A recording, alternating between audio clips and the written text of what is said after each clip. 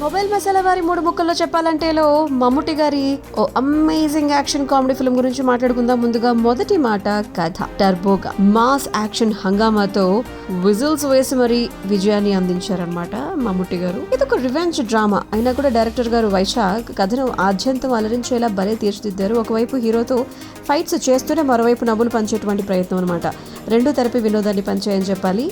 So జోసి alias turbo driver అమ్మ మాటను అసలు జవదాటాడు. స్నేహితులకు ఆపదొస్తే అడ్డంగా వచ్చి పడిపోతాడు. అండ్ ఫ్రెండ్ జెర్రీ కోసం అతను ప్రేమించిన అమ్మాయి ఇందులేఖ కుటుంబ సభ్యులను ఎదిరించి ఆ అమ్మాయిని చెన్నై నుంచి తీసుకొచ్చేస్తాడు. ఇంట్లో వాళ్ళకి భయపడి జెర్రీ ఆ అమ్మాయి ఎవరో తెలియనట్టుగా ప్రవర్తిస్తాడు. దీంతో కోపం వచ్చిన ఇందులేఖ తిరిగి మళ్ళీ చెన్నై వెళ్ళిపోతుంది. జెర్రీ కూడా చెన్నై వెళ్లి తన ఉద్యోగంలో చేరిపోతాడు. సడన్ గా ఒక రోజు జెర్రీ ఆత్మహత్య చేసుకుంటుంది. చెన్నైకి వచ్చిన టర్బోకు జెర్రీది ఆత్మహత్య కాదు అని హత్య అని తెలుస్తుంది. దీని వెనక వెట్రువేల్ షణ్ముగ సుందరం ఉన్నాడు అని చెప్పి గుర్తిస్తాడు. ఇంతకీ జెర్రీకి వెట్రువేల్ ఏమిటి అసలు రిలేషన్, ఎందుకు హత్య చేస్తాడు, టర్బో ఎలా కనిపెట్టాడు, ఆ క్రమంలో ఎదురైన సవాళ్ళు ఏంటో మనం ఈ సినిమా కథతో తెలుసుకోవచ్చు.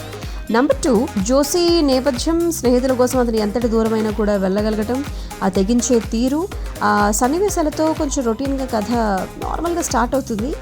జోసి చెన్నై వెళ్ళిన తర్వాత అసలు కథ మొదలవుతుంది. ప్రభుత్వాన్ని సైతం శాసించేటువంటి శక్తి ఉన్న వెట్రువేల్ ఆ పాత్ర కథలోకి ప్రవేశించిన తరువాత సినిమా ఒక డిఫరెంట్ మోడ్ లో సాగుతుంది అనమాట. ఒక 2 సీన్స్ తర్వాత వెట్రువేల్ క్రూరత్వాన్ని చూపించిన తీరైతే కనుక ఒళ్ళు గగురు పొడిచేలా చేస్తుంది. సో ఫైనలీ చెప్పాలంటే ఫ్యామిలీతో హ్యాపీగా చూసేసుకోవచ్చు. మమ్ముటి గారు, Raj B Shetty performance and direction, action సన్నివేశాలు నచ్చేస్తాయి. ఇది కంప్లీట్ గా యాక్షన్ టర్బో అని చెప్పాలి. మమ్ముటి గారి యాక్షన్ మోడ్ మనం చూస్తాం యాక్షన్ అవతారాన్ని.